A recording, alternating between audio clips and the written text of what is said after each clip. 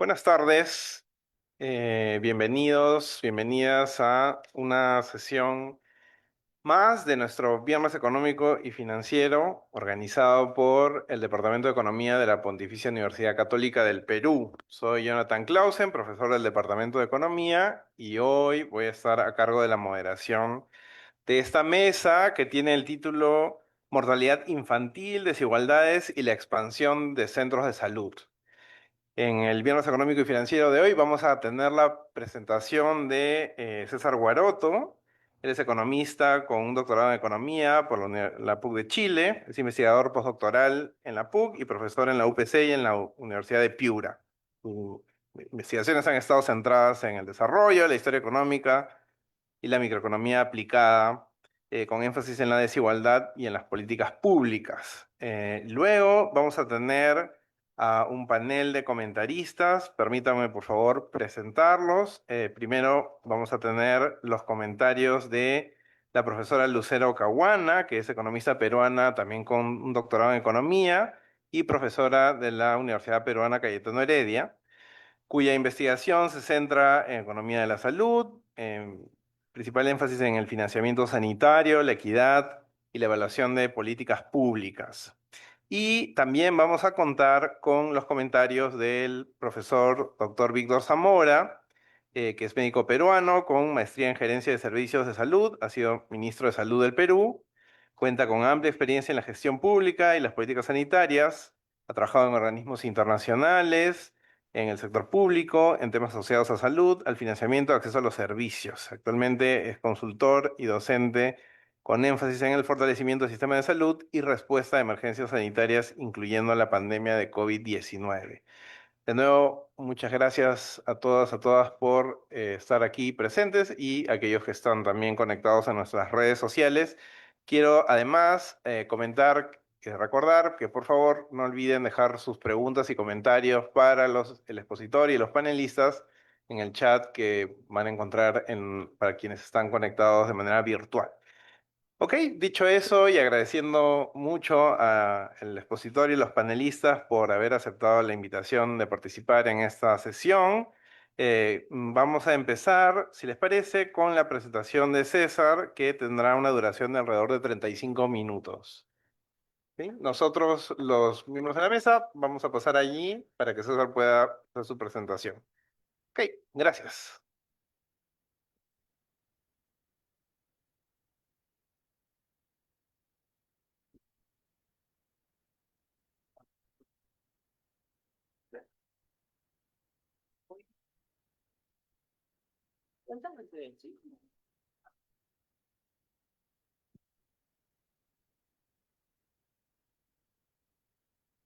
Eh, bueno, gracias por estar aquí, por venir a ver la presentación.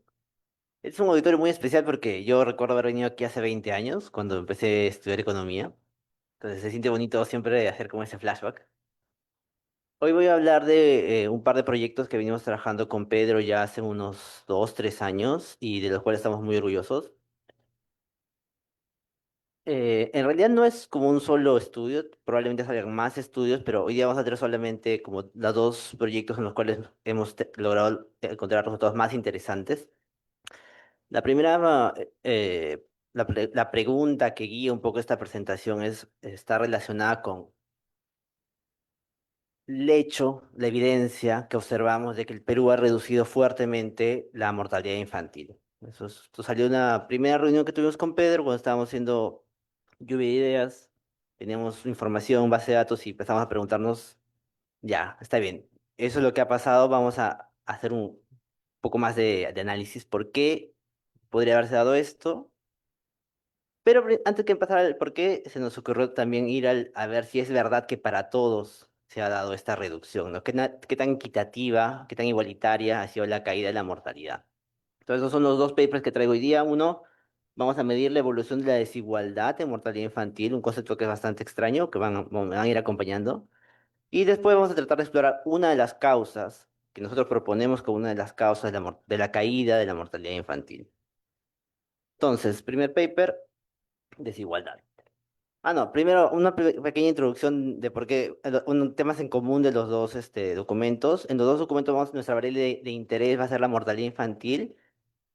Y bueno, si bien es cierto que la mortalidad infantil por sí misma es importante, es un indicador obviamente relevante para todas las familias con niños pequeños, también es un indicador más global que eso. Es el indicador más importante de salud pública para los objetivos de desarrollo sostenible. Mide múltiples dimensiones de la salud, no solamente mide un hecho de salud mismo, sino que mide el desarrollo del país, mide el desarrollo del servicio de salud pública. Es muy sensible a desigualdades territoriales, desigualdades sociales. Entonces, es un buen indicador para tratar de entender cómo es que ha mejorado la salud en el Perú en general. La base de datos principal para todos estos estudios son los cuatro censos poblacionales. Ese quizás es el mayor descubrimiento que tuvimos cuando empezamos este proyecto. Si ustedes investigan, y seguramente que lo harán todos ustedes, estudiantes de pregrado, se van a dar cuenta que las bases de datos son escasas. Entonces, conseguir buena información de cualquier indicador es bastante complicado. Y para nosotros fue un descubrimiento saber que en el censo poblacional, por razones que escapan a mi conocimiento, se incluyeron preguntas sobre mortalidad infantil. Entonces, a todas las mujeres, perdón, mayores de 18, de 12 años, se les preguntó si habían tenido al menos un hijo nacido vivo y de esos cuántos seguían vivos. Con ese, tú puedes estimar la diferencia, estimar la cantidad de niños fallecidos respecto al total de niños nacidos vivos y estimar un indicador de mortalidad infantil. Después vamos a combinar esa información con dos bases de datos muy importantes. La primera es el Registro Nacional de Instituciones Prestadoras de Servicios de Salud, del RENIPRES, que es como el censo peruano de que incluye todos los centros de salud del país, que incluye la ubicación a nivel distrital e incluye el año de creación. Asimismo, lo vamos a vincular en algunos estudios con la Encuesta Nacional de Demografía y Salud, la ENDES, que es la principal fuente de información sobre salud en el país, que tiene sus limitaciones, pero también tiene muchas más preguntas que nos permiten ahondar un poco en el problema. Entonces, lo primero que quería compartirles es qué tan bueno es nuestro indicador en el censo comparado con el indicador estándar de mortalidad infantil en la salud pública, que es la mortalidad de los niños hasta los 5 años, ¿no? Entonces, en la línea azul está la estimación de mortalidad infantil según el censo por cada 1.000 niños nacidos vivos. Y en líneas rosadas y líneas moradas están la misma estimación, pero hecha en la ENDES. Entonces, si bien se ve una diferencia en los momentos comparables, sí vemos una misma tendencia. Entonces, las dos variables están capturando más o menos el mismo fenómeno. Probablemente alguna de las encuestas tiene limitaciones para capturar o alguna la sobreestima, o alguna la mide con error para abajo, pero en términos promedio esa tendencia sí es correcta. En las dos fuentes de datos tú puedes decir, sin temor a equivocarte, que la mortalidad infantil ha caído muchísimo en los últimos 40 años. Estamos hablando de una caída de casi 90%. Entonces, el primer punto de partida para este estudio es decir, ese evento, ¿no? Si hablamos de 1981, que es irse muy atrás, no existe una encuesta nacional de demografía y salud en ese año, por ejemplo, y no existen datos administrativos que te permitan responder eso con contundencia. La mortalidad en el Perú, mortalidad infantil era muy alta. Estamos hablando de un indicador de cerca de 142 muertos por cada 1.000 nacidos vivos. Es lo mismo que decir 14%. 14% de los niños que nacían fallecían en 1981. Para el 2017 ese indicador ha bajado a cerca de 17. Suponemos que para el 2025 el resultado será de la misma magnitud, seguirá cayendo. Pero de cualquier caso estamos hablando de una caída en poco tiempo de cerca del 90% de la mortalidad infantil. Entonces, este es el principal hallazgo o el punto de partida de estos estudios. La primera pregunta que vamos a tratar de entender es, sabiendo que ha caído la mortalidad, vamos a tratar de ver si esta caída es distinta para distintos grupos, dividiendo la gente o las madres por nivel educativo, por etnicidad, por si viven en espacios urbanos rurales, por si viven en distintas regiones naturales y también por quintiles de riqueza. Todo con el fin de entender si esta caída ha sido guiada principalmente por la gente que estaba mejor o guiada por la gente que estaba peor. Entonces, lo que vamos a tratar de hacer es hacer estadísticos descriptivos Y para todas las personas que piensan que no se pueden publicar estudios con estadísticos descriptivos, esto claramente muestra que es errado. Es un estudio puramente descriptivo, una muy buena revista. Y claro, entonces tratamos de hacer dos estimaciones al mismo tiempo, ¿no? Por un lado, estimar la desigualdad y por otro lado, tratar de saber qué porcentaje de la caída de la desigualdad está explicado por características de las personas importantes, ¿no? Como su educación o su nivel de riqueza. Entonces, el primer indicador que vamos a ver es el ratio de riesgo relativo. El ratio de riesgo relativo es un indicador súper intuitivo. Por un lado, vamos a poner arriba en el ratio al grupo que está relativamente peor.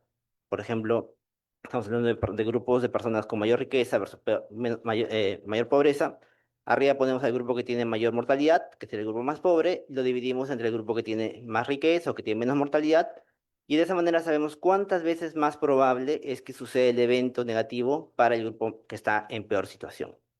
Por ejemplo, podríamos saber de esta manera si la gente, no sé, en Lima metropolitana tiene, no sé, perdón, en zonas rurales tiene, no sé, 50% más mortalidad que la gente en zonas rurales, por decir un número estándar, ¿no? Luego también trabajaremos con el índice de concentración, que es un índice un poquito más difícil de entender. En muchos sentidos se parece al indicador de Gini, el indicador de desigualdad de ingresos del Gini. Entonces trata de capturar la desigualdad a nivel global. Y lo bueno de este indicador es que se puede descomponer. Se puede tratar de descomponer para saber qué partes de la desigualdad se explican por características de las personas. Sí. Así también era mi época en la universidad. Yo era de los que estaban ahí haciendo bullying. El primer resultado importante, vemos que hay una especie de curva invertida. Entre el 81 y el 93 hay una caída en el índice de concentración y este índice de concentración se lee al revés que el Gini. Entonces, si el índice de concentración cae, quiere decir que la desigualdad aumenta.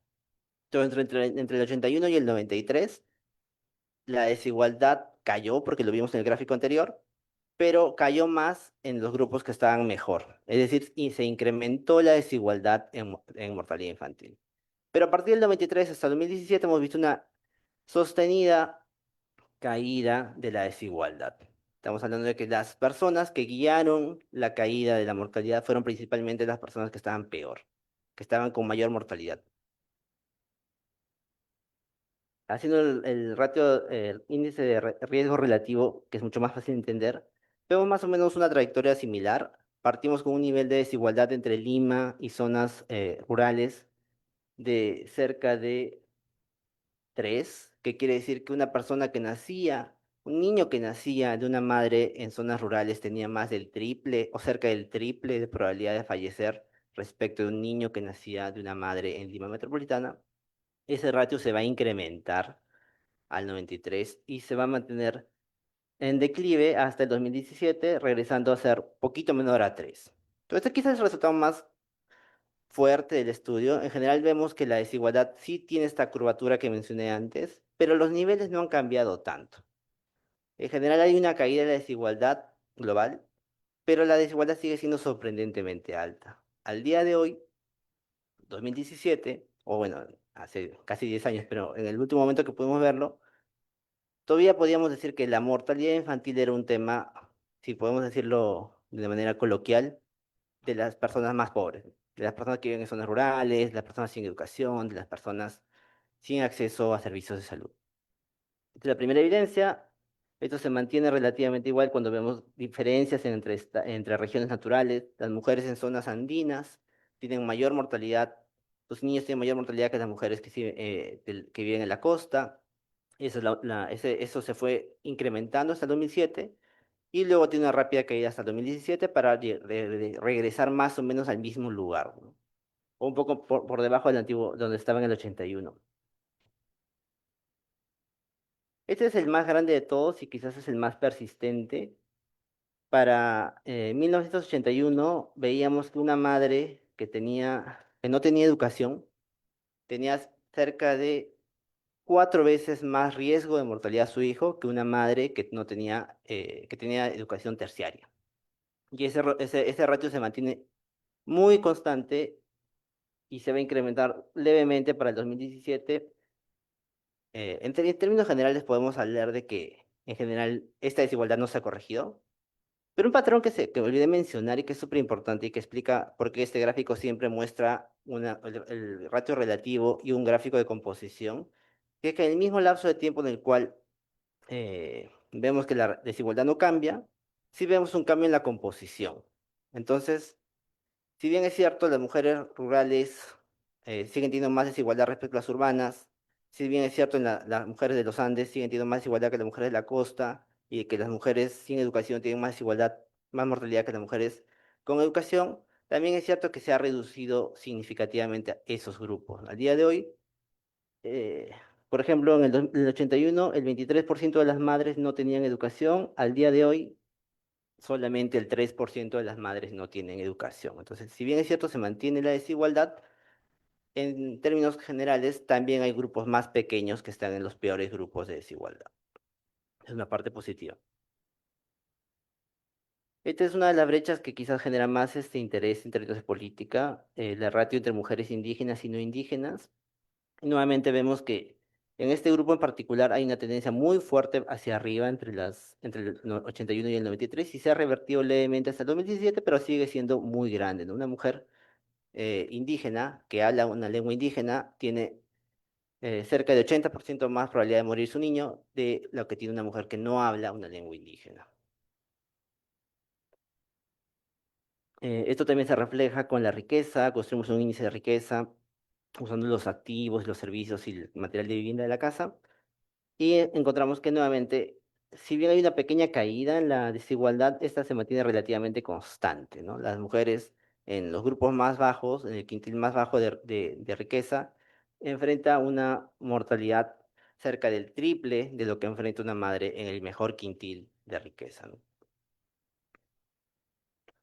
Entonces, ¿para qué? Hicimos un análisis descriptivo, hemos mostrado que hay mucha desigualdad y que esta desigualdad es súper persistente, pese a que ha caído en promedio y que se han reducido los grupos que están peor. Ahora vamos a tratar de entender de todas estas dimensiones que obviamente están entrelazadas. Las mujeres rurales tampoco tienen educación, también tienen mayor probabilidad de ser indígenas y todas las demás cosas. Tratar de desentrañar cuál de todos estos factores es el más importante y cómo ha cambiado esto en el tiempo.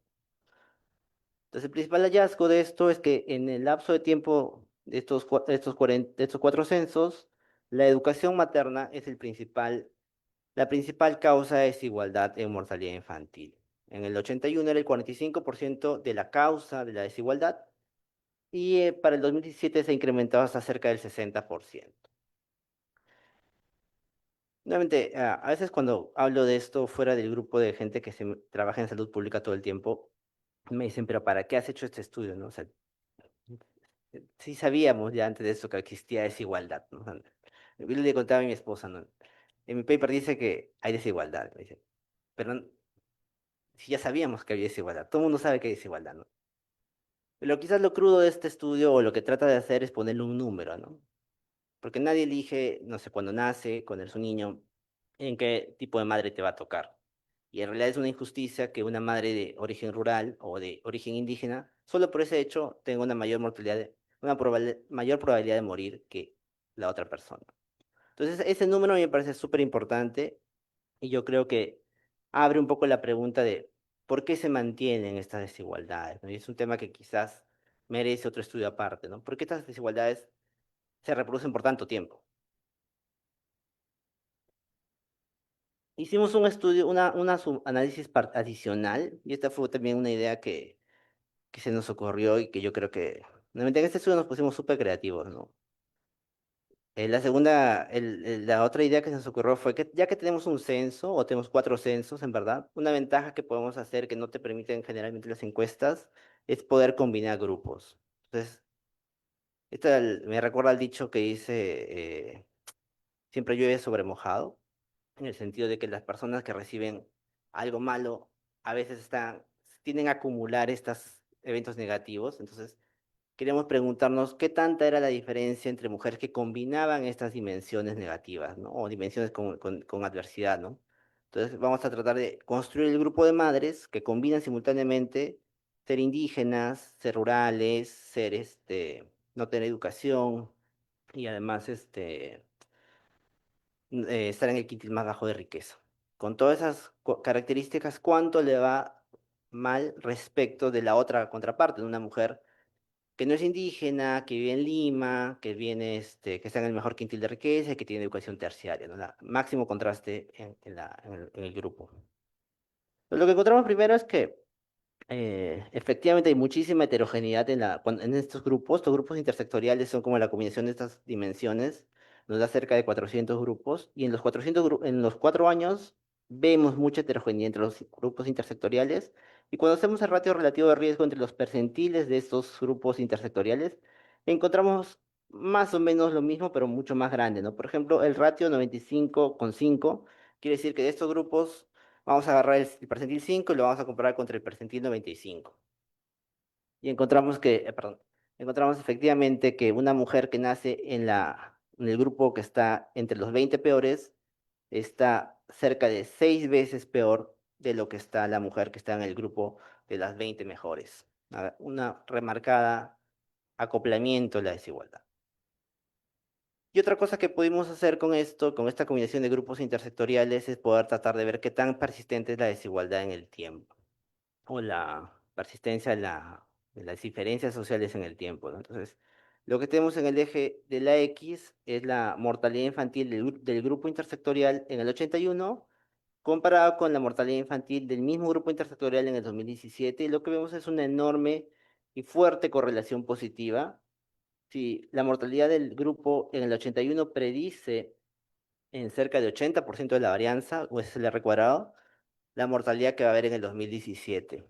La pendiente es mucho más baja. ¿Por qué? Porque la mortalidad ha caído mucho entre el 81 y el 2017. Entonces, por eso la correlación del coeficiente es pequeño, ha caído en nivel.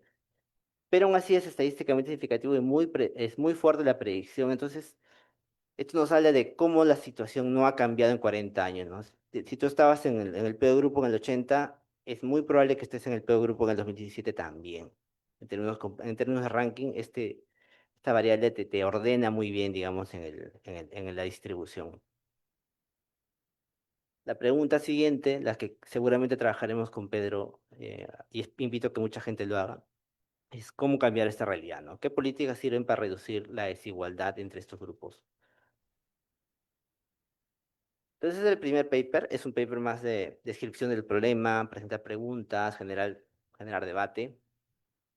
Y luego nos animamos a hacer una segunda investigación en la cual ya nos enfrentamos a un monstruo distinto, que es tratar de entender qué causa la caída de la mortalidad, ¿no? ¿Cuál de las múltiples explicaciones que puede ofrecer la literatura podríamos atribuir a la caída de la mortalidad, ¿no? Entonces quisimos partir de una de las más obvias. Quizás mucha gente diría que nuevamente no es necesario un estudio econométrico para decir esto, pero nuevamente saber qué tan grande es el efecto ayuda bastante. Es saber qué rol han tenido los centros de salud o la cobertura de salud del sector público en la caída de la mortalidad infantil. Entonces, básicamente, un escenario hipotético, ¿no? Una mujer que vive en un lugar que no tiene atención médica, que no tiene centro de salud, versus una madre que sí tiene atención médica, la oferta de atención médica en su distrito. ¿Cuánto le hubiera ayudado, cuánto hubiera reducido el riesgo de mortalidad el acceso a este servicio de salud? Esa es la pregunta. Entonces es un gráfico que resume un poco el crecimiento de la cobertura de salud pública en el país. Como se puede ver en el gráfico de la izquierda, al día de hoy tenemos cerca de 25.000 centros de salud en el RENIPRES, pero cuando vemos cómo era esa realidad en el 60, nos sorprende ver que era muy baja. Era impresionantemente baja la cobertura, la cantidad de centros de salud que teníamos en el Perú en los años 60, y cómo desde los 60 en adelante se da un crecimiento sostenido en la cantidad de centros de salud en el país. El gráfico de la derecha nos muestra el número de distritos que que tienen al menos un centro de salud en el país. Y ahí está restringido a 1.400, que es nuestra muestra, 1.450. Y como podemos ver, ya para el año 2000 podemos decir que todos los distritos del país, o de la muestra en la que tenemos en este estudio, tenían al menos un centro de salud. Entonces, la mayor cobertura, el mayor incremento de la cobertura se da precisamente entre este lapso del 60 y el 2000. Entre el 60 y el 2000 el Estado va a hacer un esfuerzo muy grande en poder llegar a todos los territorios del país. ¿Cómo se dio esta expansión? Es una pregunta que no podemos responder.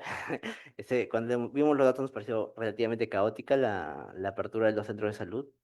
Los colores azules en el gráfico son los distritos que van a recibir primero su centro de salud respecto de otros distritos, y los que están en colores más amarillos y rojos son los que reciben más tarde su primer centro de salud.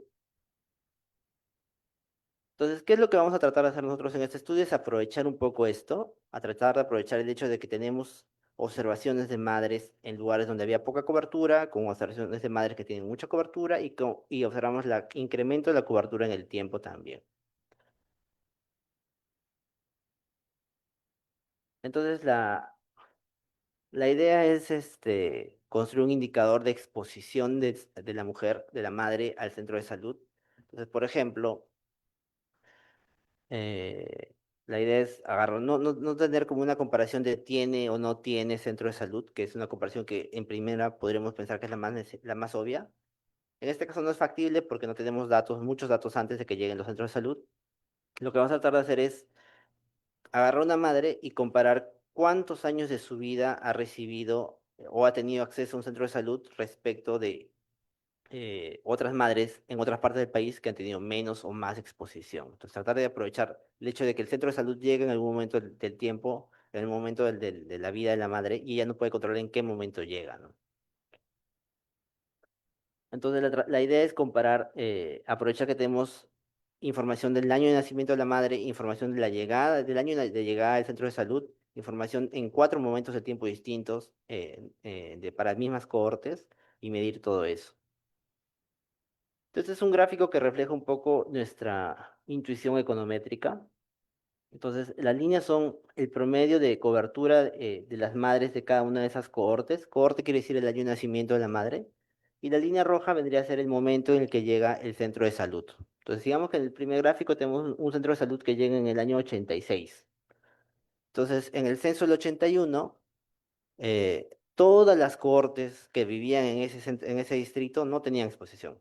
Ninguna madre que hubiera sido censada en el 81 podía tener cobertura porque en ese distrito no existía ningún centro de salud.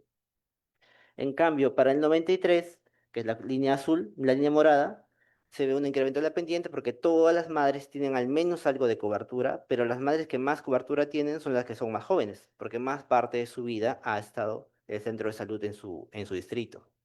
Por eso se ve la pendiente positiva, ¿no? Las mujeres más adultas tienen el porcentaje más bajo de cobertura.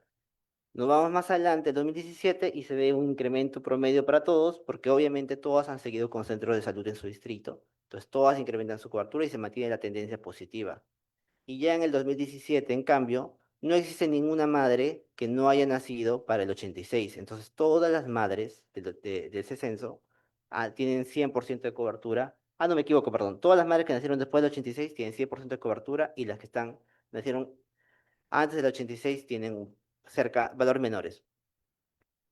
Esa es entonces la fuente de variación, ¿no? Tenemos la variación de la llegada del centro de salud al distrito, y tenemos la variación entre las cohortes del distrito, y tenemos la variación entre los censos en los cuales observamos a todas estas cohortes. Son 3 niveles de variación que explotamos en esta regresión.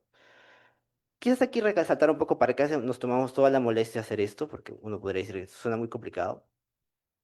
Bueno, claro que uno no puede simplemente comparar a lugares que tienen centro de salud con lugares que no tienen centro de salud, porque si yo hiciera eso, estaría comparando lugares que tienen, no sé, más riqueza, más urbanidad, mejores carreteras. No sé, Lima debe ser la ciudad que desde un principio tuvo acceso al centro de salud, y en cambio las zonas rurales no tuvieron nunca o lo tuvieron muy tarde. Entonces, solamente comparar el tener o no tener es incorrecto, y este tipo de metodologías tratan de aislar ese problema de autoselección, ¿no? El problema de que hay una razón por la cual tienen centro de salud primero.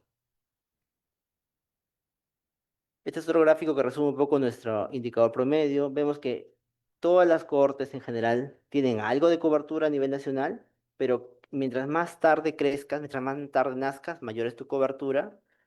Pero eso te mantiene también entre los censos, ¿no? Si te cesaste en el 81, o sea, eres una madre que fue observada en el 81, tu nivel de cobertura siempre era menor que el nivel de cobertura que tenías en el 93, incluso para la misma cohorte, ¿no? Entonces, la idea se captura también en este gráfico a nivel nacional, y captura un poco también la heterogeneidad que tenemos en los 4 censos, ¿no? Para el censo 2017, la cobertura, el promedio de la exposición de las mujeres era muy alta. Tenemos que la mayoría de las mujeres en el 2017 ya tenían un nivel de exposición del 90% de su vida. Casi todas las mujeres en el 2017 ya han vivido en un distrito en el que hace mucho tiempo ya hay un centro de salud. Pero en el 81 esa no era la realidad, solamente el 40% de las mujeres podían decir eso, ¿no? Que tenían una buena cobertura. Entonces el resultado principal es la tabla por la cual los econometristas somos juzgados, si tiene o no tiene asterisco, si la magnitud del coeficiente. Entonces son dos medidas de exposición. Por un lado es el número de años que tiene la madre en un centro de salud en su distrito y por otro lado es el porcentaje de su vida en el cual tiene cobertura, ¿no? En los dos casos encontramos resultados negativos y significativos, es decir, más cobertura y reduce la mortalidad infantil. Y nuestra especificación favorita es la columna 3 que nos dice que un año más de exposición de una madre a un centro de salud se traslada en una caída de 1,1 menos mortalidad infantil por cada 1.000 niños nacidos vivos. ¿Qué significa este número? Bueno, eh, en la muestra tenemos que la mortalidad infantil promedio es de 34 por cada 1.000 niños nacidos vivos. Quiere decir que con 10 años de exposición para una madre estamos reduciendo en cerca de 30% la mortalidad infantil. Un efecto significativo, un efecto grande en magnitud, que nos habla del poder que tiene el acceso a salud pública en reducir la mortalidad. No obstante, hay una crítica que te pueden hacer esto, nuevamente, yéndome al caso econométrico. Si ya me tomé muchas molestias en hacer todo lo anterior, ahora me voy a tomar más molestias porque lo que sigue es más confuso. Alguien te puede criticar que el centro de salud no llega solo, no, llega con otra. El Estado no suele llegar solo con un centro de salud y nada más. Suele llegar con escuelas, suele llegar con caminos. El centro de salud puede llegar también por presiones políticas de la gente, por intenciones políticas de los gobernantes. Entonces, quizás la sola llegada tampoco puede tratarse como exógena, incluso con todo lo que he dicho. Entonces, lo que hacemos es aprovechar de que el censo nos da el año de nacimiento de los niños, pero solamente el último niño nacido vivo, lo cual nos fuerza a elegir una muestra chiquita que es las madres que solamente tuvieron un hijo nacido vivo. Entonces vamos a medir la mortalidad en las madres que tuvieron un hijo nacido vivo, porque para esas madres tenemos el año de nacimiento de ese niño. Y ahora vamos a pasar a comparar cómo cambia la mortalidad cuando el centro de salud llega justo antes de que nazca el niño versus cómo cambia cuando nace después de que llegó el centro de salud. Entonces este gráfico compara la mortalidad de las madres en años cuyos niños nacieron años antes de que llegara el centro de salud versus la mortalidad de los niños cuando el centro de salud llegó después de que nacieron. Después de que nacieron, sí. Entonces, la línea roja marca la llegada del centro de salud y los momentos a la izquierda son comparaciones respecto del año antes de la llegada. Como se puede ver, no hay una diferencia previa, es decir, la mortalidad no se movía dentro del mismo distrito, dentro de la misma corte, entre madres cuyos hijos nacieron antes de la llegada del centro de salud.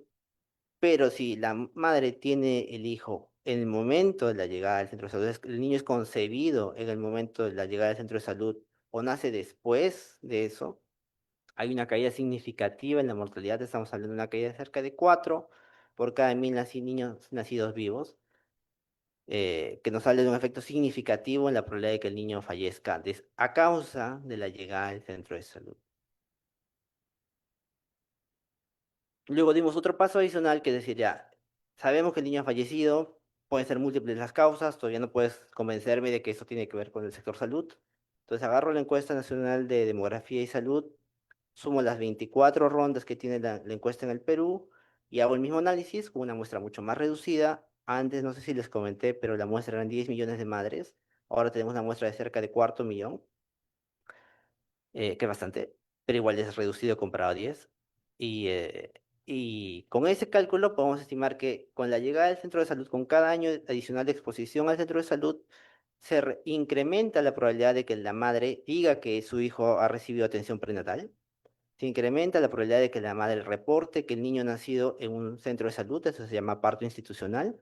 Y también incrementa la probabilidad de que diga que el niño no ha tenido ningún problema de salud en la última semana, ¿no? Que es morbilidad infantil. En general podemos resumir todo eso en un índice que nos dice que en general la salud materno-infantil se ha mejorado o mejora con cada año adicional de exposición. Y eso sería, son dos estudios distintos, la misma base de datos, pero con dos mensajes distintos. Por un lado, Todavía queda mucho por hacer, hay muchísima desigualdad, todavía no hay una explicación por qué se da esa desigualdad, qué tiene el Perú que reproduce tanto estas desigualdades. Y por otra parte está un estudio que trata de entender qué es lo que puede estar detrás de la caída de la mortalidad tan grande en el país. Y es un mensaje positivo porque quiere decir que todas estas décadas en el cual el Perú ha construido capacidad estatal, ha tratado de llevar servicios de salud al sector, al ciudadano promedio, han servido para reducir la mortalidad infantil en el país. Y eso sería. Muchas gracias.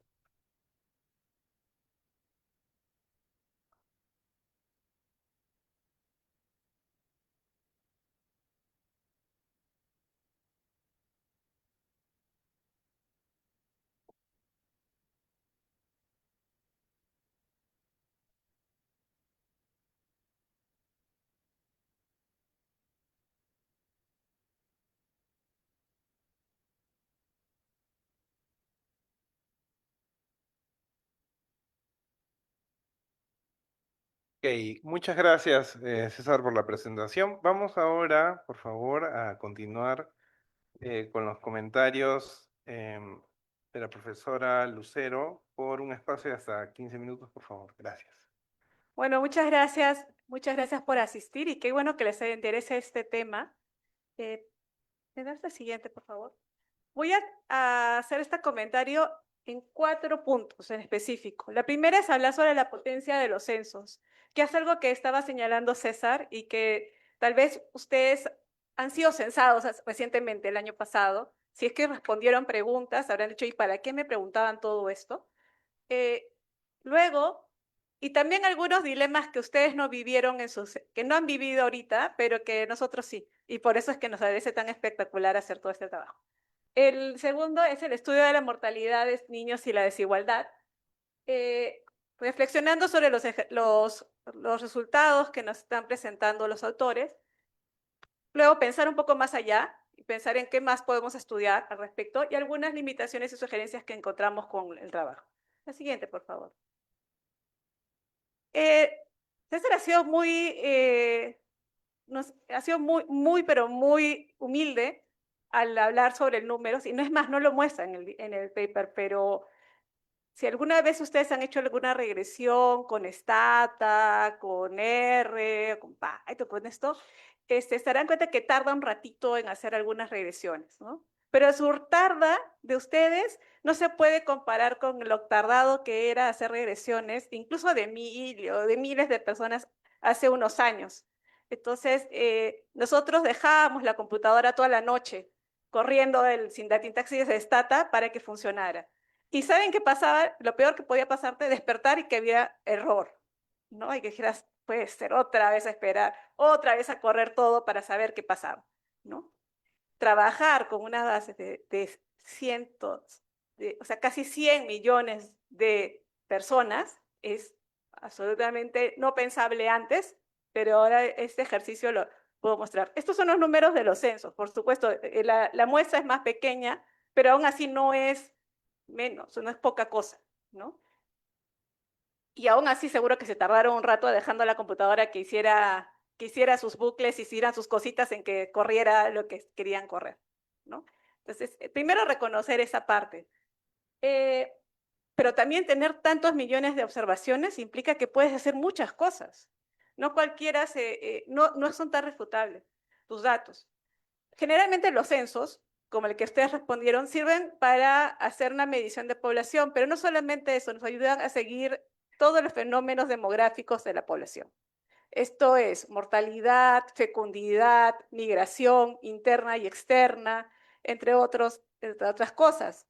También nos ayuda a saber cómo va la parte educativa. Si se acuerdan, les preguntaron si trabajaban, si vivía las mismas personas el año anterior, si alguien había viajado, etcétera. Y por supuesto, también te preguntan si es que un niño, si es que tienes a las mujeres, hay una sección de salud reproductiva que les preguntan, ¿has tenido hijos?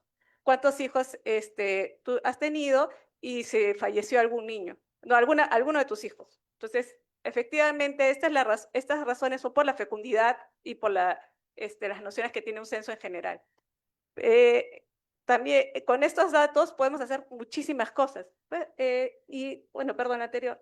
Acá yo les puse unas referencias que el que esté interesado les podemos ver y también César. El estudio de censos no es reciente, es algo que se hace en muchos lados. Acá nada más tenemos dos ejemplos. El ejemplo, un artículo de Nancy Krieger que habla sobre justamente toda la utilidad de hacer los censos y cómo puedes ver incluso los problemas de exclusión en de las diferentes poblaciones indígenas. En Estados Unidos es riquísimo ver cómo antes no incluían a los indígenas, a los negros, a diferentes poblaciones porque no era importante, ¿no? Y en Latinoamérica también se hace mucho seguimiento y para salud es básico. Tanto es la necesidad de seguimiento de los censos que el Buró de Censos en Estados Unidos también continuamente van revisando las preguntas porque guía la salud pública y guía en realidad todas las políticas. ¿A quién le voy a dar el beneficio de una beca o el beneficio de un programa social? ¿Dónde debo invertir más? ¿Qué puedo hacer adicionalmente? Por ello, ahora sí, yo quisiera reflexionar sobre lo que han presentado Guaroto, Ranquivivas en estos dos papers que nos han compartido y que agradezco mucho que nos hayan dado para presentar.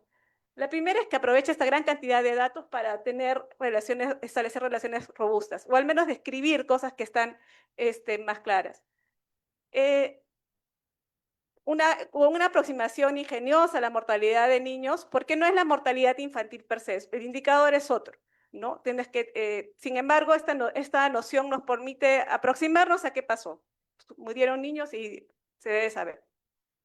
También este análisis minucioso que hacen sobre desigualdades e inequidades nos ayuda a saber qué sucede y cómo podemos trabajar, construyendo además un índice de riqueza que no lo presentó César, pero también es algo importante porque el censo no era para saber cuánto ganaba cada quien y cómo está, no te preguntan eso, pero sí te preguntan cómo está construida tu casa, con qué materiales, etcétera.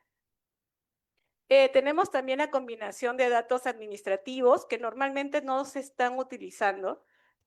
No es que no hayan datos, o sea, yo sí discrepo con César, hay un montón de datos, regalado. ¿Quieres hacer un trabajo? Busca en INEI o busca en otros lados y hay un montón de bases. ¿Quieres estudiar empresas? Está el censo económico anual. ¿Quieres estudiar violencia? Hay encuestas de violencia. ¿Quieres estudiar sobre juventudes? Hay encuestas para cada cosa. Pero estamos yendo más allá de encuestas, se está hablando de censos. Incluso los censos que estás viendo a todos.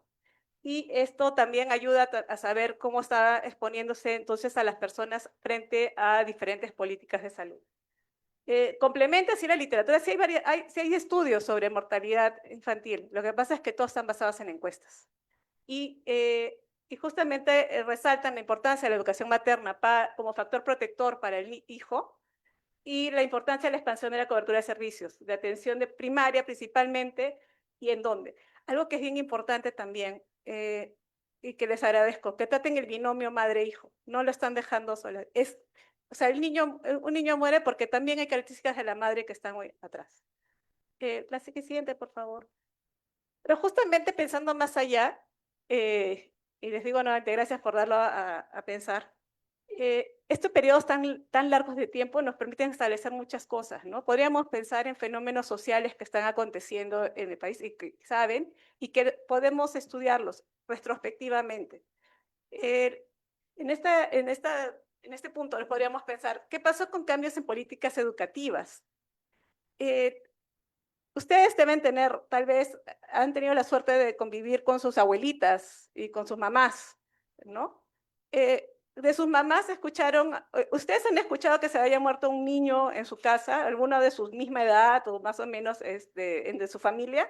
Probablemente no, ya existían vacunas, ¿no? Ya habían varias cosas de por medio. Sus mamás probablemente tampoco, pero las abuelitas sí. En su familia probablemente sí hubo alguien que falleció. Y esto permite reconstruir toda esta serie de situaciones que se dan y que sucedieron porque han habido políticas a las que nos hemos expuesto para que hayan cambios. Entre ellas la vacunación, que mucha gente sigue dudando sobre sus efectos, pero la ganancia en años de vida en la población es bastante clara. Cambios de legislaciones laborales, por ejemplo, si pensamos ahorita, me estoy centrando en lo que estaba hablando César sobre, que se ha centrado en mujeres. La apertura a que las mujeres su formación y que puedan trabajar ha permitido cambios incluso en la mortalidad infantil, podríamos pensarlo de otras, y muchas otras ideas más. Yo sí le sugeriría, porque hablabas de cortes, no sé si ustedes saben qué son las cortes, pero la idea es esta parte de que cada año la persona va siguiendo, si pueden vivir y vivieron diferentes exposiciones. Entonces, trabajar con cortes sintéticas y otros métodos de evaluación permitirían poder saber cuál es el efecto de diferentes políticas en como experimentos naturales que tengamos de poner. La siguiente, por favor. Les doy un ejemplo. Me puse a ver qué pasaba con la política educativa en el tiempo, ¿no? Estas fotos son familiares, así que si no, o lo menos encontré así en esas perdidas ahí de personas en esos años, ¿no? De niños desde esos años. Para inicios de los 40, para esta edad, esta etapa en la que las personas de 49 años, este grupo que César mostraba que habían participado en la primera ronda de censos que había trabajado, la del 81, fueron expuestas a un cambio, primaria común, gratuita y obligatoria a los 6 años. Gratuidad de la secundaria. Estas niñas sí tuvieron esa posibilidad de estudiar. Y eso pudo haber hecho cambios en la mortalidad. En el 50 y tantos se abrieron estos colegios grandotes emblemáticos que ustedes conocen, ahí el Melitón Carvajal, estos comenzaron a partir de esa época. A partir de esa época comenzamos a tener también varias universidades se abrieron a partir de ello. El impulso a la educación técnica y normal en los 60, en la institucionalización de la educación inicial. Antes no se estudiaba ese inicial, pero era porque tus papás querían, no era necesariamente algo que fuera parte del plan, ¿no? Y también el impulso a la formación para el trabajo, entre otros. Esta es la gente que estuvo expuesta. Me tomé tu gráfica, César, porque miren, si te das cuenta, aquí en esas partes, estos grupos de mujeres, todas esas líneas en realidad son todas las personas que estuvieron, los años en que nacieron y dónde estaban ubicadas las personas que pertenecieron a cada una de estas muestras por censo.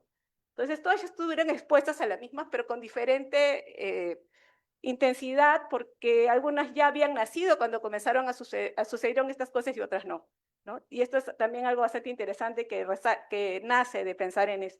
La siguiente, por favor. Pero acá hay limitaciones y sugerencias, y mira, más grave es no ver dado que en el 81 no habían datos para Loreto, San Martín y Apurímac, entonces se eliminó para todo el resto de la muestra. Yo hubiera hecho una muestra, hubiera dicho, prefiero eliminar el censo del 81 a mantenerme en esto. ¿Por qué? Porque esto demuestra, y si leen la parte de la historia de los censos de Estados Unidos, esto muestra la exclusión. O sea, no se pierden las cosas porque se perdieron.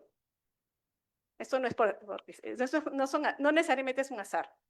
En Loreto, y estos son los datos del último censo, esto es lo que se presentó, del último estudio sobre la pobreza del censo, claro, sí, tienes razón, que se presentó ayer, justamente muestran cómo desde el 2005 para 2025 la pobreza fue cayendo, sí, en estos departamentos de Loreto, San Martín y Apurímac, y aunque ahorita no se ven tan mal Apurímac y San Martín, Loreto sigue teniendo una alta prevalencia de pobreza en 2025. Ya no digamos hace 40 años o más. En el caso de San Martín, pero todos estos 3 casos caen, han tenido una pobreza bastante alta, más del 60% de la población en pobreza, y en pobreza extrema entre el 20 y tantos y 30% en 2005. Entonces, no es algo que podemos pensar que no iba a tener efecto, sobre todo con las conclusiones que se van dando. Entonces, y hay un punto que también quería decir. Los autores hacían mucho énfasis en no irse por los promedios, pero al borrarlos y al hacer el estudio solamente por algunas variables te quedas con promedios. Entonces, finalmente eso se pierde. La siguiente, por favor. Mis sugerencias, ya para terminar, porque ya no queda mucho tiempo. Sí, no te preocupes. Yo estudiaría esta parte de las cohortes sintéticas, estaría estudiando más seguido y ver a la gente. Miren, si se dan cuenta, esta parte, esto que está marcado son las personas, las mujeres que estuvieron en 2 o más veces de encuesta. No vamos a ver una por una porque no se tiene ese dato, porque además la gente se mueve, migra, cambia, fallece, etcétera. Pero por lo menos sí tenemos esos grupos de personas que tuvieron el mismo año, que nacieron el mismo año.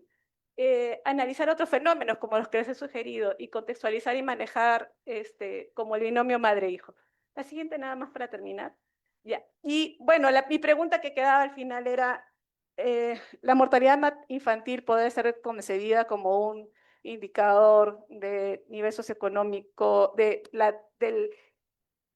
los movimientos en el contexto socioeconómico de la población y su nivel? Yo creo que sí. O sea, no solamente es teóricamente, sino que ahorita estos 2 estudios han demostrado claramente que se puede y que además con las herramientas actuales ya no tenemos que sufrir tanto. O sea, ya no hay excusas para no poder hacer tanto trabajo y más bien deberíamos impulsar que en el INEI se haga mucho más estudios sobre los datos que tenemos en los censos. Gracias. Muchas gracias a la profesora Cabuana por sus comentarios. Vamos a pasar ahora, si les parece, a los comentarios del doctor Zamora, por favor. Perfecto. Muchas gracias. Primero, agradecer la invitación. En segundo lugar, felicitar la realización de estos trabajos. Y tercero, agradecer también su paciencia con algunos de los comentarios que voy a realizar, ¿no? El primero, claro, cuando recibí los documentos, tuve la misma pregunta que tu esposa, ¿no? ¿Otra vez? ¿Es que esto ya no se sabía? Pero viendo el lado positivo de los resultados, hay una satisfacción personal que creo que voy a compartir aquí con Walter Mendoza, que hemos estudiado juntos en la universidad, y que hace 35 años aproximadamente, terminando la facultad, nos mandaron a un centro de salud por allá a hacer nuestro servicio rural, ¿no? Y estos datos, bueno, me dicen que algo se hizo, tuvo un impacto, porque los servicios de salud, que es para nosotros, se nos veía, ¿para qué nos han enviado acá? ¿No? ¿Qué vamos a hacer ante tanta necesidad, tanto abandono, tanta pobreza? Bueno, los datos revelan que si ese servicio se mantiene más o menos continuo y va aumentando en su capacidad de respuesta, tiene impacto en la gente. Y los datos así lo señalan. En segundo lugar, es gratificante también que esos datos fortalezcan un discurso de larga data, pero que es difícil materializar, el fortalecimiento de la atención primaria de la salud. No el fortalecimiento del primer nivel de atención, que es para un auditorio que no está acostumbrado a diferenciarlo. El primer nivel de atención es aquel establecimiento de salud que te asiste ante una dolencia que normalmente es fácil de resolver en ese primer nivel de atención, ¿no? Casi el 80% de todas las dolencias en la población se resuelven en un primer nivel de atención bien dotado de personas y con adecuados equipos, que no tienen que ser muy sofisticados. En cambio, la atención primaria de la salud ya es un concepto mucho más grande que involucra las condiciones de vida, ¿no? El agua, la educación, la alimentación, el medio ambiente, el transporte, etcétera, contribuyen a que las personas tengan más o menos enfermedades. En este caso, el impacto de la educación, de la lactancia materna, de la vacunación, del agua, del lavado de manos, de una buena alimentación, en la salud de los niños es enorme, es enorme. Entonces, ¿no? El estudio, a su vez, refuerza esa idea, creo que hay un doble mensaje, por un lado, de los factores protectores, en donde el niño nace y se va a desarrollar, o la niña, y además el rol específico que juega en ese entorno, en esas condiciones, el establecimiento de salud que es capaz de brindar servicios efectivos. No es, no es, no es la pared, no son las puertas, no es la ventana, ¿no? No es el ladrillo, sino aquellos bienes que ese edificio puede brindarle aquellas personas que acuden a él buscando orientación y cuidado. Entonces, eso es lo segundo. Primero, en lo personal, eh, justifica la razón por la cual nos enviaron tan lejos por tanto tiempo. En segundo lugar, justifica el discurso, apuntala el discurso para invertir cada vez más en un primer nivel de atención potente. Y en tercer lugar, bueno, yo he sido, entre las muchas cosas que ya a mi edad uno hace, he sido director regional de salud de San Martín, ¿no? Y cuando yo fui director regional de salud, la mitad de los partos no eran institucionales, la mitad, ¿no? Hoy día, en San Martín, casi todos los partos son institucionales, se dan en un establecimiento de salud. Las causas de la mortalidad materna o la mortalidad infantil en aquellos tiempos eran totalmente distintas y muchas veces no se tenía ni conocimiento de por qué sucedían porque no se medían. No había forma de captar el dato. Hoy día sabemos mucho más. Sin embargo, yo le voy a dar un dato de un estudio que nosotros hicimos hace algún par de años sobre el COVID, ¿no? Us- Creo que la mayor parte de ustedes recordará el momento en que llegó la vacuna del COVID, ¿no?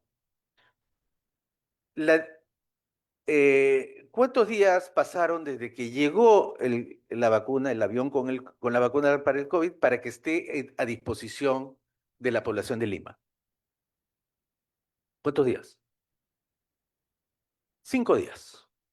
En 5 días, todo Lima ya tenía la vacuna a disponibilidad al 100%.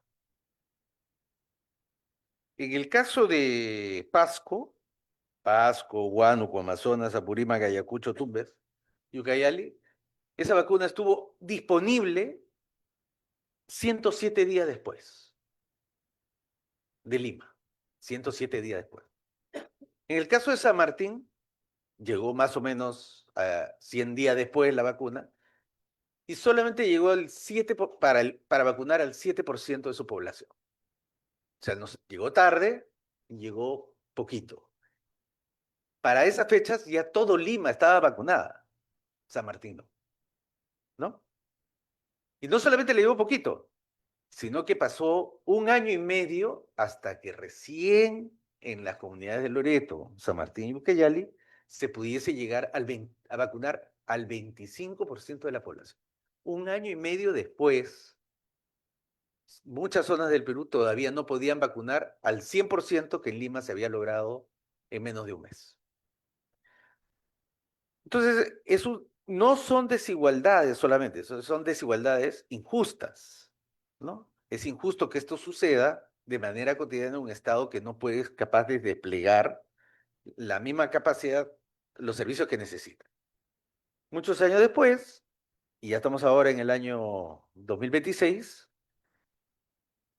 y en el año 2025 hemos tenido cerca de 80 niños que han fallecido, 80 niños, la mayor parte de ellos niños menores de 1 año, que han muerto por tosferina, una enfermedad que se previene por la vacunación que se inicia en la madre.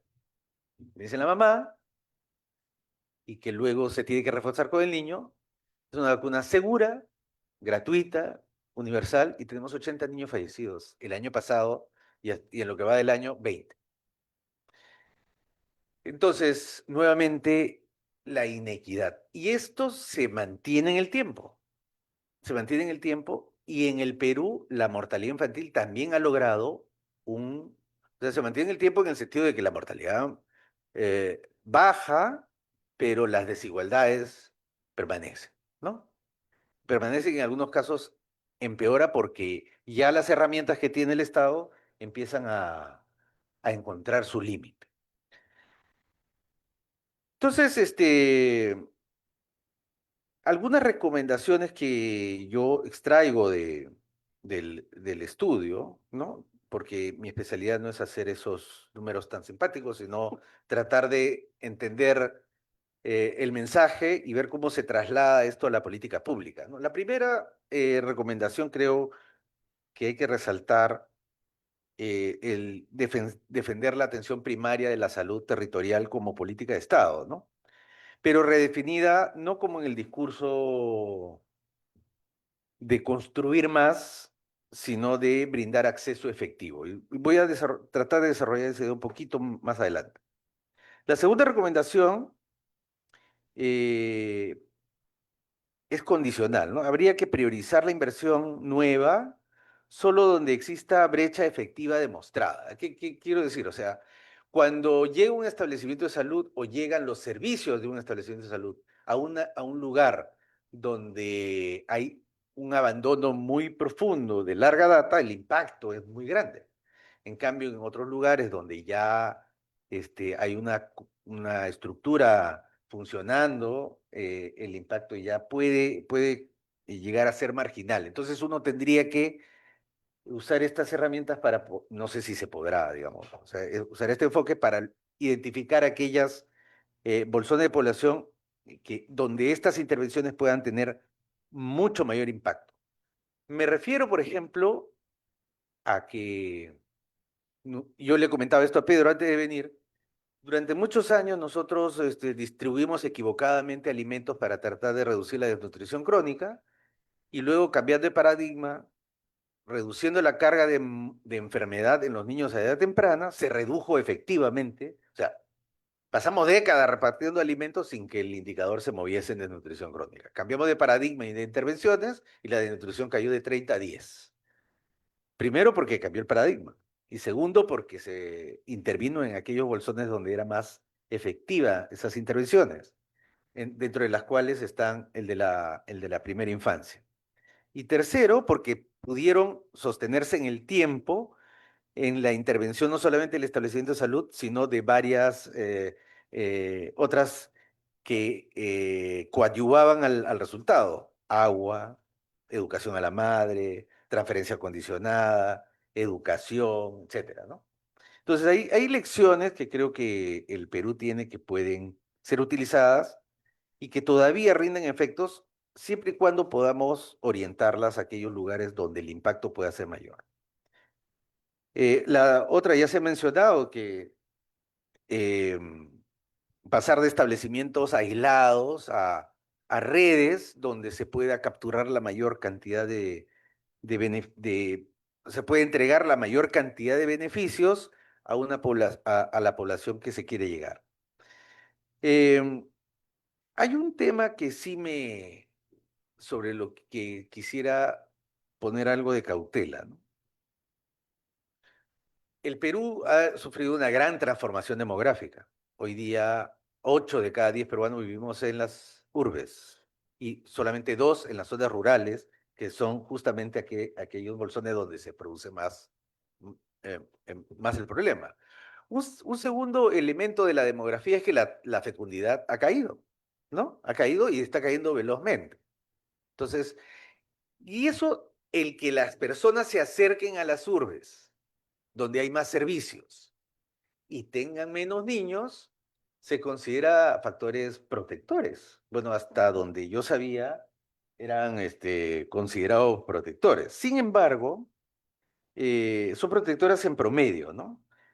Pero pueden concentrar el riesgo en poblaciones remanentes, hogares, por ejemplo, hogares rurales dispersos, pueblos indígenas amazónicos, poblaciones adolescentes de alto riesgo, migrantes urbanos pobres y periferias sin servicios.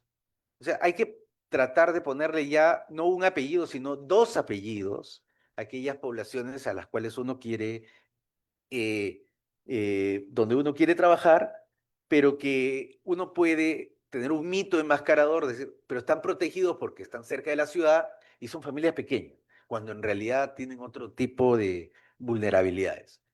Y los que se van quedando atrás, me voy al otro espectro de la demografía. Si ustedes van a la zona alto andina del Perú, ¿no? Y viajan por las zonas rurales de la zona alto andina del Perú, ya no van a encontrar niños, ya no se encuentran jóvenes. La mayor cantidad de población que son esos bolsones remanentes de personas adultas mayores solas, a las cuales también hay que atender con otras estrategias.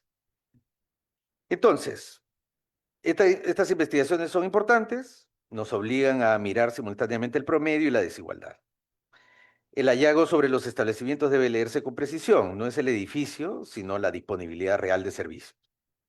La urbanización, la educación y la reducción de la fecundidad actuaron como factores protectores, pero también cambiaron el problema, ¿no? Los riesgos están más concentrados y son más difíciles de alcanzar con políticas universales planas.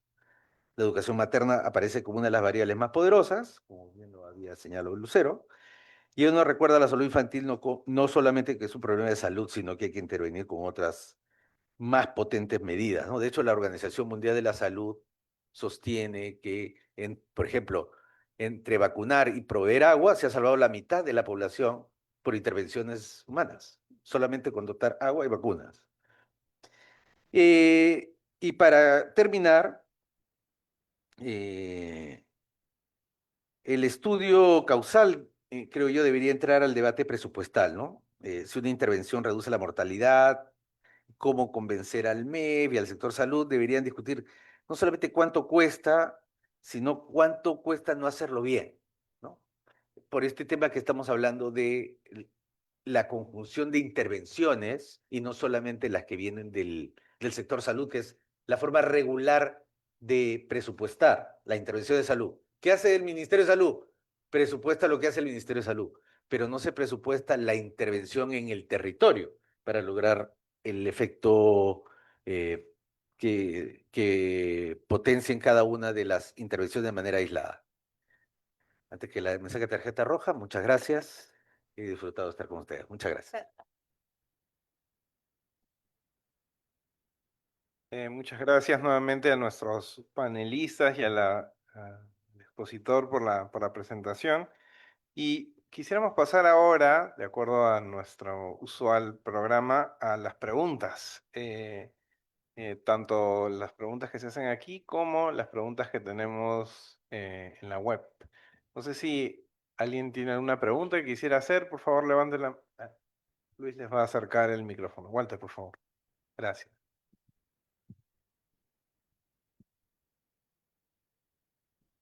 Gracias por organizar también esta reunión y por la oportunidad de compartir tanto aprendizaje. Eh, eh, el censo del 81 fue el mismo año en el que el doctor Zamora y yo ingresamos a la universidad. Y en esos años recuerdo que la medición de la mortalidad infantil estaba en los rangos que nos dice César, pero eran estimaciones que hacían por lo general Naciones Unidas. UNICEF, OMS, nos decían, el Perú no tenía tanta capacidad de hacer estas mediciones. Y vean cuánto hemos ahora avanzado. Además, creo que es un buen momento para empezar a calentar motores, para prepararnos, por ejemplo, para actualizar lo que viene con resultados del censo del 2025. ¿Por qué? Porque en el último periodo del censo del 2017 a la fecha, por lo menos según la ENDES, la mortalidad infantil en el Perú se habría estancado. Está alrededor de 13, 14, o sea, ya no ha seguido esa tendencia tan notablemente hacia la baja que nos mostraba. Y aquí es importante, por lo tanto, distinguir la descomposición por causas. ¿Por qué? Porque bajar de 150 a 50 es fácil. Bajar de 150 a 20 no tan fácil, pero bajar de 15 a 10 a 5 es muy difícil. ¿Por qué? Porque entonces hay que descomponer las causas, que probablemente mucha de esa disminución sea explicada por las vacunaciones, porque las inmunoprevenibles, con la expansión de la vacunación y la expansión de la educación, se vinieron al suelo, pero persistieron, como ahora persiste, la necesidad de descomponer la mortalidad infantil en mortalidad neonatal, que es donde está el núcleo duro, que es donde bajar de 15 a 10 cuesta mucho, porque requiere alta tecnología, porque es bajo peso en nacer, requiere neonatólogos. Y no hay suficientes neonatólogos en el Perú. ¿Por qué? Porque el neonatólogo se forma, trabaja un mes, ahí nomás se queda su periodo de intervención, y el pediatra, en cambio, se queda hasta los 15, 16 años. O sea, es un problema muy serio el que afronta el Perú para poder disminuir aún más la mortalidad infantil concentrada en la mortalidad neonatal temprana en la primera semana y postneonatal o tardía entre la segunda y la cuarta semana, la neonatal, que es donde está el núcleo duro. Por otro lado, creo que es muy importante reconocer también las otras variables, como ha comentado el dos Amores, la fecundidad, el intervalo intergenésico, la urbanización y sobre la variable, creo, de autoidentificación, etnicidad. Creo que habría que precisar si es autoidentificación étnica, como fue en el 2017, distinta a los censos anteriores en que había otro tipo de aproximación o de asignación identitaria étnica, ¿no?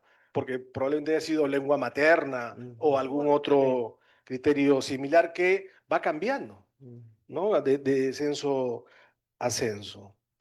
Y, mm, y otra variable clave creo es el acceso geográfico, porque un contexto de cambio climático en la selva, por ejemplo, la deforestación, la pérdida del caudal de los ríos, hace que cientos de establecimientos de salud queden inoperativos.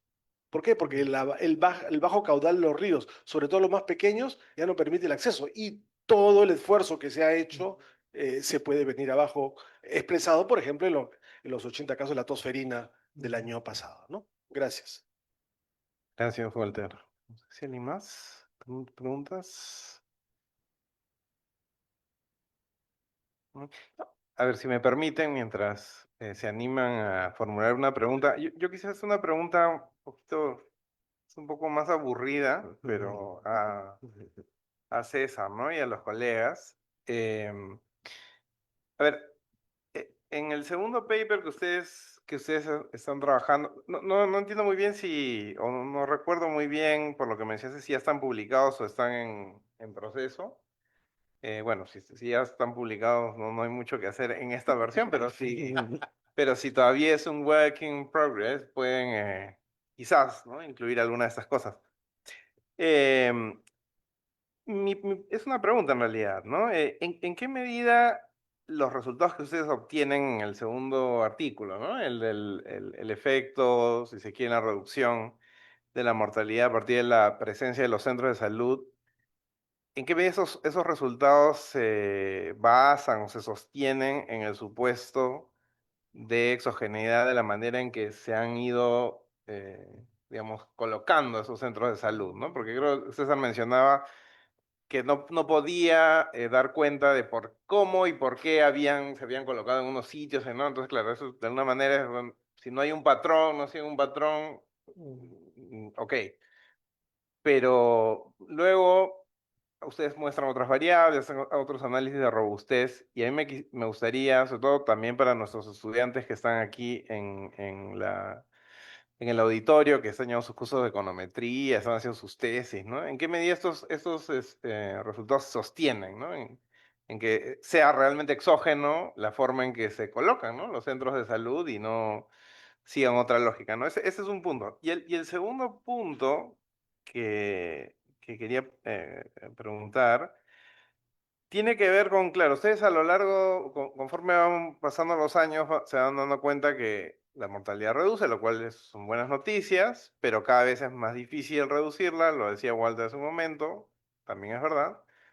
Y entonces, aquí la pregunta que viene es, si vamos a tener los datos del censo de 2025, el del año pasado, ¿no? De 2025, y la pregunta es, ¿no será que ya se ha llegado un momento en el cual producto de estas tecnologías de salud que son mucho más fáciles de implementar, como vacunación, etcétera, ya estamos llegando al tope de lo que se puede reducir la mortalidad infantil con esa lógica? Y lo menciono porque justo a propósito de la publicación hace un par de días del reporte final de la Comisión de Alto Nivel de Naciones Unidas sobre la medición del progreso más allá del PBI, se hablaba sobre eso, ¿no? Sobre el grado de elasticidad entre crecimiento económico y reducción de algunas carencias, privaciones, etcétera, ¿no? Y cómo en ciertos países que efectivamente partían, por ejemplo, de niveles de desarrollo humano muy bajos, había mejorado la situación muy rápido, pero ya llega un momento en el cual parece que estas variables son más inelásticas al más crecimiento, ¿no? Quizás es algo más prospectivo y un poquito más también de coyuntura, pero creo que sería interesante conversarlo o si pueden tener alguna reflexión sobre ese punto. No sé si hay alguna pregunta más. Sí, Álvaro, por favor.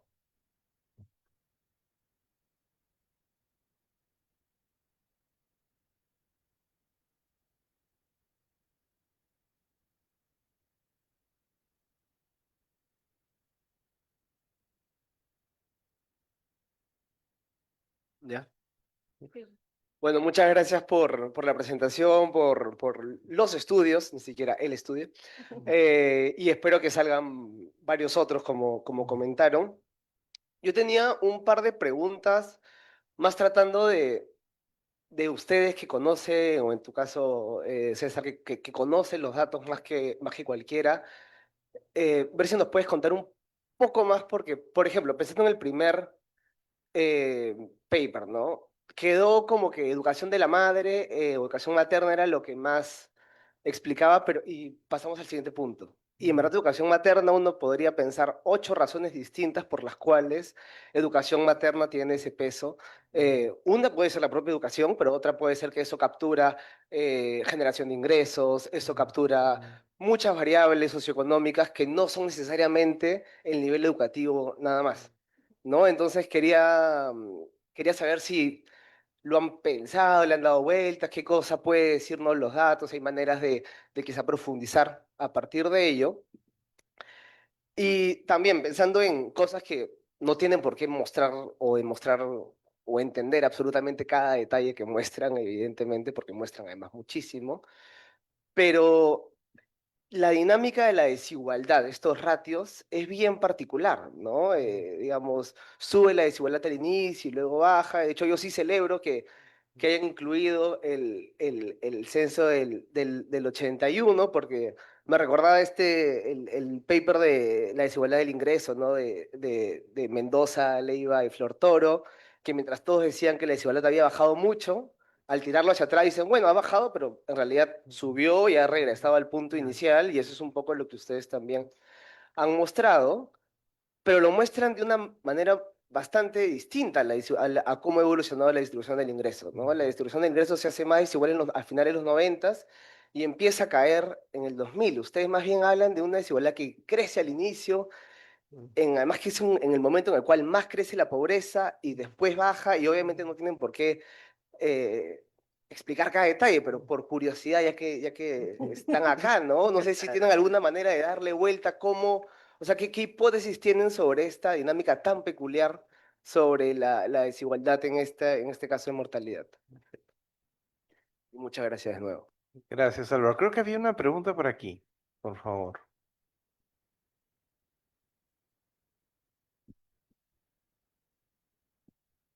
Bueno, muchas gracias. Sí, sí me escuchan, ¿cierto? Sí. Sí. Em, bueno, por lo que entiendo, se enfoca mucho como en la parte materno-infantil, pero a mí me gustaría saber si en esos indicadores de mortalidad infantil también tienen en cuenta como los indicadores de desnutrición, anemia en niños entre rango de edad de 1 a 5 años. No. Gracias. Ok. Mu- A la muchas, respuesta es no. muchas gracias. ¿Les parece? Perdón. Bueno, puedo hacer una Sí, sugerencia. Pues si hablamos de mortalidad infantil, por lo menos yo cuando vi mi curso de epidemiología, em, puedo hacerte la sugerencia de que enfoques también la mortalidad entre niños de 1 a 5 años. Pues hablas mucho sobre la desigualdad, la economía, la pobreza. Entonces, creería que también le puedes dar esa vuelta a tu investigación entre cómo afecta la economía o la pobreza en la mortalidad de niños de 1 a 5 años. Porque como dije, los indicadores de desnutrición y anemia también son importantes. No solamente es como la parte materno-infantil o la parte neonatal o prenatal de estos niños. Entonces, esa sugerencia. Gracias. Ok, gracias. Si les parece, vamos a cerrar esta primera ronda para que Sí, porque César pueda, si no porque han recuerdo. surgido varios temas que seguramente Vale. César Sí, no. quiere dar algunas respuestas. Adelante, por favor. Sí, no, yo además tengo mala memoria, entonces si me siguen dando preguntas ya no me voy a acordar. Primero la última porque me quedé con la ganas de responder. No es que no querramos incluir la nutrición, estamos bien limitados por los datos que tenemos. Entonces, por ejemplo, el censo solo te dice cuántos niños fallecieron, no te dice a qué edad fallecieron. No es como la ENDES, no tiene información de nutrición de los niños, tiene anemia. Entonces, en cierta medida hemos encontrado como una fuente de datos muy importante, pero solamente para algunas preguntas. Ujú. Entonces, esas dos preguntas responden lo más que se puede hacer con los censos. Uno, mapear la desigualdad a largo plazo entre varios grupos y la otra es tratar de entender algunas causas globales, generales, ¿no? Ya yendo un poco a las otras, nosotros también estamos esperando ansiosamente el censo 2025, o sea, queremos seguir complementando lo que hemos ya aprendido hasta ahorita. Entonces, siempre digo 2017 ahora, pero me doy cuenta que ya han pasado casi 10 años, entonces el ahora está lejos todavía. Y sí, como en todas las estadísticas, el Perú desde 2017 hasta ahorita ha decaído, ¿no? O sea, ha decaído la velocidad en la que estábamos yendo en pobreza, velocidad en lo que estábamos yendo en instituciones, todo eso probablemente se refleje también en la mortalidad y probablemente aparezcan otras desigualdades, ¿no? Es una cosa que uno quizás, no es que las desigualdades que hemos estudiado son las únicas, ahora uno puede hablar de desigualdades intra a espacios urbanos que antes no habían. Uno puede hablar ya de desigualdades entre migrantes y no migrantes que antes no habían, hay migrantes extranjeros. Entonces sí, o sea, todavía tenemos mucho campo de estudio y estamos ansiosos para conseguir más datos. Y sabemos también que este es como nosotros vemos estos dos estudios y en general lo que hemos estado haciendo como un balance del Perú en el largo plazo, porque llevamos 40 años mejorando en términos promedio, llevamos 40 años pensando que hemos hecho todo bien en general, pero no ha habido como estudios que traten de evaluar esa creencia, ¿no? Todos creemos que la desigualdad ha caído, que la mortalidad ha caído y es verdad, pero no hemos ido adentro. Y eso es lo que este estudio trata de hacer, ¿no? Trata de entender las limitaciones de esta caída, de esta mejora. Y por otra parte tenemos la pregunta súper ambiciosa de tratar de responder el efecto, si ha habido o no un efecto de política pública. La política pública por excelencia del sector salud ha sido proveer centros de salud. Si alguien le pregunta cuál es la principal función del Ministerio de Salud, es esa, ¿no? Proveer centros de salud en lugares donde no irían los centros de salud privados, proveer los servicios básicos a la población que no puede cubrirlos. Entonces, esa ha sido la gran apuesta del Perú, ha sido la gran apuesta de muchos países en vías de desarrollo en términos de salud y queremos ver si ha tenido rol o no, y nuestro resultado aparece claramente que sí, ¿no? Parte de la respuesta de la caída de la mortalidad es por causas de política pública. Dicho eso, el comentario antipático de Jonathan, pues es probablemente el comentario antipático que vamos a esperar de los revisores del journal, ¿no? Siempre es, te creo o no te creo que tu variable es exógena, ¿no? Vamos a estar 3 rondas discutiendo sobre eso, vamos a hacer 3 años de rondas de respuestas, de idas y vueltas. Y por eso están los cálculos de robustez que hemos hecho en el paper. El paper tiene un montón de tablas, un montón de gráficos en los que tratamos de anticipar las principales dudas que puedan surgir. Y uno siempre se reduce a eso, ¿no? Te creo o no te creo, yo me creo a mí mismo. Entonces, yo sí creo que sí son creíbles los resultados en términos causales. Y como los que sabemos bastante de econometría aplicada, eso es difícil, ¿no? Conseguir un resultado que sea creíble. Eh, entonces, tratando de acordarme si me olvidé de alguien. Ahí está el comentario de Álvaro. Entonces, Álvaro dice, quiere saber por qué solamente nos quedamos en educación y no hicimos más cosas, porque nuevamente, sí sabemos que todo está enredado, ¿no? Sabemos que la educación trae ingresos, los ingresos traen migración a zonas urbanas, acceso a educación superior, todas las variables pro crecimiento, pro desarrollo están amarradas entre sí. Entonces, en sí no es fácil atribuir causalidades, ¿no? Lo dije de manera causal porque es más fácil de decir, ¿no? Porque decir la otra forma de está asociado estadísticamente, pero no es causalidad necesariamente, es muy largo, ¿no? Pero sí, cuando haces estos métodos de descomposición, desde la primera línea dices eso no es causalidad. Entonces estamos tratando si están muy amarrados, tratar de hacer un esfuerzo mínimo en desamarrarlos un poquito. Entonces, si tuviera que desamarrarlos, aparentemente, ¿cuál es más importante? Si la educación, o los ingresos, o la ruralidad, o la etnicidad, el más importante parece ser la educación, porque se explica más desigualdad en contextos donde todo lo demás está igual. Esa es como que la forma de explicarlo. Pero definitivamente no es un número que te diga, pues, que es la causalidad perfecta, ¿no? Y eso es también otra cosa que me hace recordar lo que comentaron Lucero y Víctor, que es que en general son múltiples las causas de la caída de la mortalidad y sin lugar a dudas la educación debe tener su efecto. O sea, no solamente el Estado provee centros de salud, provee un montón de cosas más, como centros de educación, y mujeres con más educación, no por tener más educación van a tener más salud, eso no es como directa causalidad, pero sí por tener más educación van a tener mejores ingresos, van a poder pensar mejor el bienestar de su familia, van a tener más acceso a más información importante. Entonces, todo ese tipo de cosas también han explicado la caída de la mortalidad, solamente que este estudio no lo puede decir así como a ciencia cierta, ¿no? Hay una agenda libre grande todavía para entender qué más puede explicar esta gran caída, ¿no? Creo que no me olvidé de nadie. ¿Me hacen acordar a alguien? Eh, Me parece que no, Ya. pero es un buen momento entonces para pasar a las preguntas que nos han hecho por Zoom, Ah, ya, si les perfecto. parece.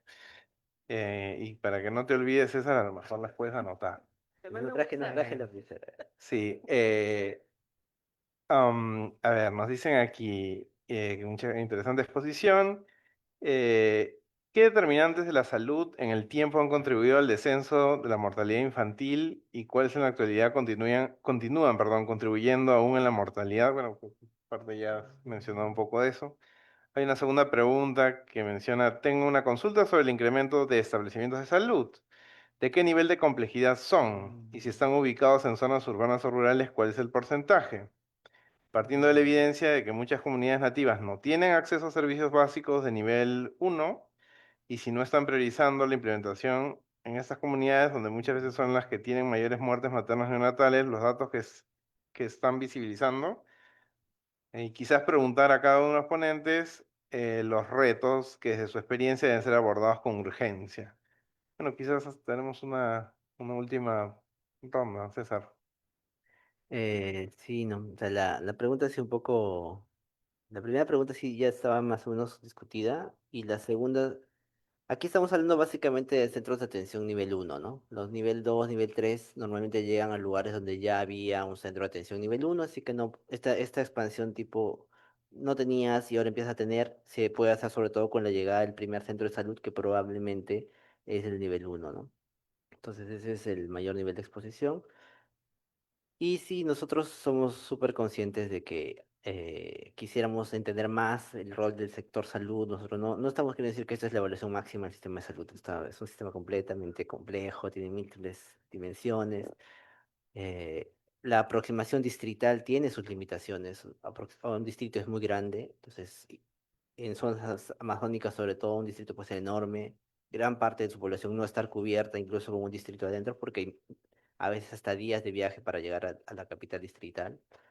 Entonces hay muchas limitaciones todavía, pero este es como un primer paso, ¿no? Queremos invitar a que el debate siga abierto, es decir, que se siga estudiando el tema más. Afortunadamente hay datos, los datos del censo nuevamente nos sorprendieron mucho, son muy eficientes, muy precisos y nos han ayudado mucho a mejorar. Y yo creo que ese es quizás el aporte de este estudio, ¿no? Los datos administrativos de mortalidad ya existían, los datos administrativos de cobertura de centros de salud ya existían, pero poder vincularlos, es decir, como uno causa el otro, es quizás la pregunta que quisimos enfrentar y en verdad nos tomó, creo que no sé, un año entero de estar haciendo trabajo de encuestas. Así que sí, encantado. Si alguien quiere conocer el paper, me lo pide, me lo manda me pide, escribe un correo y yo les mando el paper completito, que está ahorita en revisión. Ah, esa es mi breve pregunta. Está en revisión todavía. Sí. Bueno, si el reviewer nos está escuchando, espero que no. Sí, ¿se les parece si, porque la pregunta aludía también a los panelistas, cerramos con una intervención de Lucero y luego de Víctor, que también quería hacer un comentario? Adelante, por favor. Bueno, yo nada más creo que el esfuerzo es bastante bueno y bastante, yo sé que a ustedes no les da, o sea, en serio, reconozco tu humildad, César, porque lo que has presentado no es ni un poquito de todo lo que se ha hecho, si ustedes revisaran todas las tablas y todo lo que nosotros nos tocó revisar, todo lo que han hecho, incluso los anexos de cada una de las diferencias que encontraron, pues muestra todo lo que pudo haber. Por supuesto, todo ejercicio es perfectible. Yo ahorita estaba pensando y le comentaba a César, ¿no? El RENIPRES es una fuente de datos que mezcla todo. O sea, mezcla privado, mezcla mixto, mezcla público. sea, no es necesariamente efecto puramente de política social pura, ¿no? Acá, y ustedes ya saben que hay una expansión del sector privado de salud amplia desde muchos años. Y en zonas rurales donde no había, y en zonas donde no había un servicio de salud público, en muchos casos llegó antes un privado, una farmacia o algún otro establecimiento. Entonces habría que tener cuidado un poquito para, sí, hay un establecimiento de salud, pero habría que tener cuidado nada más de distinguir esa parte. Ahorita preguntándoles un cortito me dijo César que sí vio la parte pública, así que le cambiamos, pero sí hay que tener mucho cuidado con esa parte de cita de ahí. La determinación social de cualquier indicador de salud nos invita a pensar en la complejidad, en todo lo que sucede desde la parte más amplia, las políticas, todo lo que el espacio donde vivimos y las exposiciones que tenemos a nuestro trabajo, nuestra forma de vida, la composición que nos pone diferentes espacios en la jerarquía social y que afecta a nuestra salud. Entonces, este tipo de estudios, que por supuesto van a ser robustos, porque son tantos, o sea, eso no lo encuentras en encuestas chiquitas, ¿no? Son tantos que van a llegar, que más bien, ojalá, si alguno de ustedes está viendo sus tesis, se animen a analizar un poco más este tipo de datos, porque podrían encontrar bastantes cosas interesantes, no solo de salud, sino en muchas cosas más. Y incluso yo me autoinvito ahí si quieren seguir analizando porque me parece bastante interesante. Muchas gracias. Gracias, Lucero. Víctor, por favor. Dos comentarios. Uno primero, las intervenciones más importantes para reducir la mortalidad materna se conocen ya desde fines de los años 70, ¿no? Crecimiento y desarrollo, rehidratación oral, lactancia materna, inmunizaciones, planificación familiar, educación de la mujer y alimentación complementaria. Son las 8 medidas que desde fin de los 70 y inicio de los 80 promovió fuertemente la atención primaria selectiva, ¿no? Y la implementó con mucha fuerza el Fondo de las Naciones Unidas para la Infancia. Cuando han llegado a su límite, o empiezan a llegar a su límite, cuando la lactancia materna, la inmunización, etcétera, etcétera, lo que acabo de decir, no tiene el mismo impacto en una proporción de los niños que mueren muy temprano, antes de los 20 días. Después del nacimiento, cuando nace con muy bajo peso al nacer. Esos niños no sobreviven sino con alta tecnología y en hospitales muy complejos, a los cuales obviamente la mayor parte de la población no tiene acceso. Eso es número uno. Número dos, van a disculpar que me entusiasmé pues con los resultados y dije que los médicos que habíamos sido enviados, en realidad los médicos que vamos a los servicios rurales, al servicio rural, somos una pequeña proporción de todos los establecimientos de salud de primer nivel. En primer nivel de atención son 8.000 establecimientos de salud y el supuesto acá del estudio es que esos establecimientos de salud son homogéneos y están en las mismas capacidades. 90% de esos establecimientos de salud están en pésimas condiciones de infraestructura, muy mal equipados. 50% de ellos no tienen médico, 30% no tienen agua, 75% no tienen acceso al internet. En esas condiciones, ese establecimiento de salud que se está cayendo a pedazos y que solamente tiene un equipo, por ejemplo en Loreto, casi toda la zona rural de Loreto, no hay profesionales de la salud en los establecimientos de salud de primer nivel. Son técnicos sanitarios, encargados de 12, 13, 15 comunidades que están a 1 o 2 días cada uno de ellos de supervisión. Entonces la pregunta se cae madura. ¿Cuánta es la capacidad mínima instalada de recurso humano para producir el efecto que se está evidenciando en la reducción de la mortalidad materna? Y yo creo que médico no es. A pesar de lo que dije al inicio, pues súper entusiasmado, ¿no? Médico no es, o sea, se necesita personal mínimamente entrenado, gente de la comunidad entrenada en algunas intervenciones que produzcan un efecto como el que estamos viendo, pero obviamente esa es otra discusión. Muchas gracias, Víctor, gracias, Lucero y César, por las intervenciones, la discusión, y gracias a todos ustedes por también las preguntas y los comentarios. Antes de cerrar la sesión con un aplauso a los panelistas y al presentador, quiero invitarlas a el próximo Viernes Económico y Financiero. Vamos a hacer un parón, una pausa por los exámenes parciales que se acercan peligrosamente, para volver el 29 de mayo con la presentación de Angie Iguchi sobre inocuidad alimentaria y regulación, incentivos productivos, uso de químicos y control insuficiente. Así que los esperamos el 29 de mayo en el horario habitual de los viernes económicos. Y muchas gracias nuevamente a César, a Lucero y a Víctor por la participación. Gracias. Un gusto. Qué bueno verte. Igual.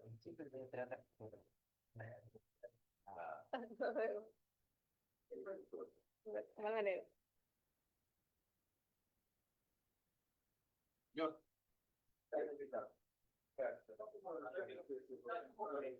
Gracias.